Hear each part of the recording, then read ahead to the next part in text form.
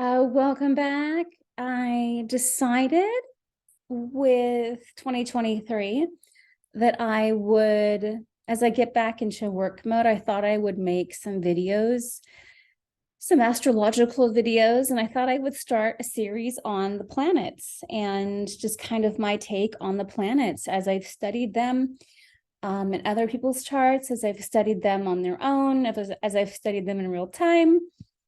And I wanted to kick this off with Neptune. Now, Neptune is, for most astrologers, their least favorite planet to deal with because of its ambiguous, ethereal, unable to contain it or hold it or control it kind of energy. And so, yeah, let's start there. Neptune is probably, it is the one planet I have the least amount of experience with as an adult, because it's been in in Pisces. Before that it was Aquarius, and my chart is 70% cardinal. So in 2025, when Neptune goes into Aries, I'm going to just get Neptune hit after Neptune hit after Neptune hit. I have a little reprieve now that Pluto's moved off, but anyway, so I really got a much better understanding of Neptune with this last transit, because I had Neptune conjunct my Mercury. And it's really fascinating. It's like, well, what does Neptune really do? In the birth chart, it's kind of an area of our life where we're prone to confusion and things falling through and not being seen clearly. And, we tend to, like, in that area, attract things that are also kind of ambiguous. And so, it's a lot easier to work on Neptune as a birth chart point as opposed to like a transiting point, because in the birth chart, we know exactly where it's sitting and what it's aspecting. And so we can work with that energy. With Neptune, the only antidote per transit is just faith, right? I have Neptune in my 6th house of health, and so I'm chronically my entire life misdiagnosed. But, as long as I work with the right doctors, they can see through that veil, right? Like if I work with like non-allopathic doctors, they are able to see through the veil and give me the clarity I need. So it's clear. It's like, okay, I know where Neptune is going to cause havoc in my natal chart. Now, when it comes up in the transiting chart, it's a little different because we don't know what kind of experience it's really going to bring. So on the lower octave, right, like if there was a flip side at like a negative or positive side, I don't like negative and positive as much as I like higher and lower. On the lower octave, Neptune is really about addictions, escapism. It's about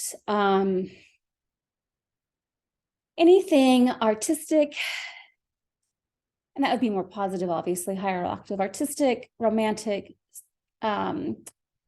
spiritual, and yeah, it's kind of like Neptune is like, it's 12th house in the chart. It's Pisces home. That's the affiliation, is all things ethereal, ambiguous, and there's this need to escape. So whether it's escape into something healthy or escape into something not healthy, it's really about not dealing with reality. And, even on the spiritual plane, like we have this, like, I don't know the answer, but I'm going to lean into faith. I'm going to, assume that there's a higher power out there that's got the reins, you know what I mean? And so these are the flavors of Neptune. Neptune creates tendencies towards things falling through, delusion, confusion, deceit. In fact, I hate to say this, but like, I have yet to see a chart where Neptune hits somebody's Venus where they didn't end up incurring a financial loss. Neptune is notorious for hitting a point on our chart and we don't see things clearly. And during that, year and a half where you're kind of at Neptune's will, you have to be really cognizant of where you're weak and try not to slip in under Neptune's what's it called? Neptune's, oh crap, there's a word for it. Like spell. That's what I meant to say. Neptune's spell. Neptune has been on my Mercury for the last year and a half. It's finally moving off. And I can honestly say that really and truly, this was a period for me and my peers who went through it of just total confusion. I thought I knew who I was. I thought I knew what I wanted. So when it came to making plans, trajectories, organization, it was like there was no point. And anything I tried to create, it would just fall through. Like it just wouldn't happen. And so I finally, like maybe 6 months in, I was like, all right, I need to stop working against this energy and just kind of allow it to be what it is. And it was tough. Like Neptune transits are really hard because it's just not a time where you can have structure. Neptune is not structure. And there's a dissolving quality as well around kind of what we thought we knew. And this doesn't seem to really clarify, I would say, until the end of the transit. So the end of the transit, there's like this, like I said, this dissolving of old ideals, because Neptune can be extremely idealistic. And Neptune really has this way of taking off the pedestal things that we thought were real. And for me, I noticed that I had to come to terms with certain aspects of reality.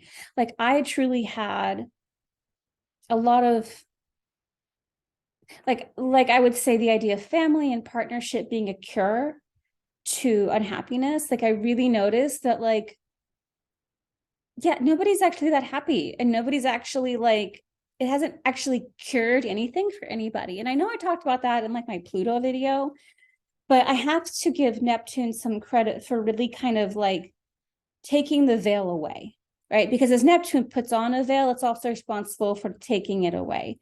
And I feel like that is what happened with this Neptune transit. Like things that I thought were so idyllic were just romances in my brain. Like these Disney stories, you know, that we grow up with of like these fairy tales that we create in our head. Fairy tale, 12th house, romance, 12th house. That's all 12th house Neptune stuff. I was like a harsh reality check. It was like, there is no idealistic situation in this life that is actually going to absolve you of anything. And again, I have a hard time really separating out my Pluto experience from my Neptune experience because they happen congruently. But if I were to extract the feelings behind them, like idealizing something, that's very Neptunian, right? Whereas identifying with something is very like Plutonian. And so with this like ideals that I had, oh, I don't have ideals anymore. No, like Neptune took the rose-colored lenses off of my perception of reality and it just crushed it. And it's not in a painful way. It's more just like reality check. Like, okay, well, I'm not going to use that to escape into anymore. I'm not going to daydream about that anymore because that's not actually the cure, right? So Neptune will bring up initially tons of confusion and like this inability to create course in our lives or to know where we're going, to know who we are, to know what we want, like, and then at the end of it, leave us with kind of an awareness of, oh, I thought that would actually be the antidote. And actually it turns out that was just smoke and mirrors, right? You remember the Wizard of Oz, like if you pull back the curtain, that moment. You're like, oh, really? This was happening the whole time. That's Neptune. Neptune does that. And Neptune, the other thing is Neptune, because of its romantic and idyllic quality, it's very, very, you have to be so careful when you have a Neptune transit and you meet somebody, because we put them on pedestals. We're like, oh, they're so amazing. And then once Neptune moves off, you're like, ugh, fuck, we got married, right? Like you're just like, oh, what did I get myself into? So this happens a lot in love, and this happens a lot in finance. And so like Neptune transits are just not a time to make heavy commitments. I will say that. Do not make a heavy commitment during a Neptune transit, because you'll be left with the bag at the end of it. And because of its like watery, like pull me into this amazing experience, like it can be really hard to resist. Try if you know you're going through a Neptune transit, try to be practical about it. If you can't, then Neptune's going to pull you under and you're going to have a reality check at the end. It just is what it is. But yeah, Neptune, and Neptune has some beautiful qualities to it. I'm not saying it doesn't. Neptune can make someone a lot more in touch with, again, those spiritual beliefs. Neptune brings out the artistic side of someone. Neptune will soften the edges, because there are no edges with Neptune. There are no boundaries with Neptune. So it'll soften the edges around things and make you much more open to experiences, because you don't have those hard structures or boundaries that you normally would. And so Neptune can really open us up to changes in that sense. But it's really been, and as I've watched my peers go through this, and then I've talked to other people who just went through a Neptune transit, I would say the biggest takeaway is that it dissolves things within us that we thought were helping us, and just kind of brings us to a reality check. I know my father went through Neptune on his moon at the exact same time that I had Neptune on my Mercury. My Mercury is conjunct his moon in synastry, yes. And so for him, he really had to come to terms with the fact, again, family, like the moon is family. And he had this ideal of what he thought family was and what it should look like, in spite of the fact that no one around him really had this. He was fighting to try to maintain this Neptune illusion of something that wasn't there. And I was the one to be like, no, the jig is up, Dad. Like, nobody has a perfect family. Russ has passed away. We all have our issues. And so like, that was kind of his reality check, right? That like, and it doesn't matter what you do to create that, you're still at the whim of human nature, and just dealing with the fact that people have free will, right? So you can idealize something all day long, but at the end of the day, we're all human. And so for me, I would say the hardest part of this Neptune transit was not having direction.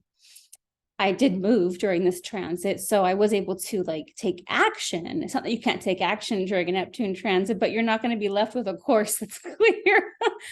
And I definitely didn't have a clear course. I still feel like I'm just barely getting a taste of what I can put structure to moving forward.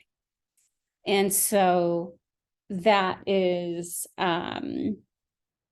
that's been challenging. I'm really looking forward to having structure again. Not having it, and I knew what I was in for, man. I let go, but wow, it was so hard to be under the veil of who am I, what do I want, where am I going for a year and a half, and to not have those answers. And then to just have like this whole like, well, if I just do this, it'll all be okay. And then to realize, but it won't be okay. Like, in fact, that looks like hell. Like, again, all the things that I idealized as the antidote just turned out to be just another option, but not necessarily a solution, right? It's totally different thinking. And so, yeah, Neptune is difficult. Neptune is hard. If you have a lot of Neptune, or Pisces, I should say Pisces, if you have a lot of Pisces in your chart, then, for you, grasping reality can be challenging. Like, you're probably incredibly artistic and or totally an escapist, right? The other thing about Neptune having no boundaries, a lot of Pisces can make people very codependent. This is not an energy that is, again, there's no edges, so there's definitely no hard edges. Neptune, Pisces, they all offer that quality of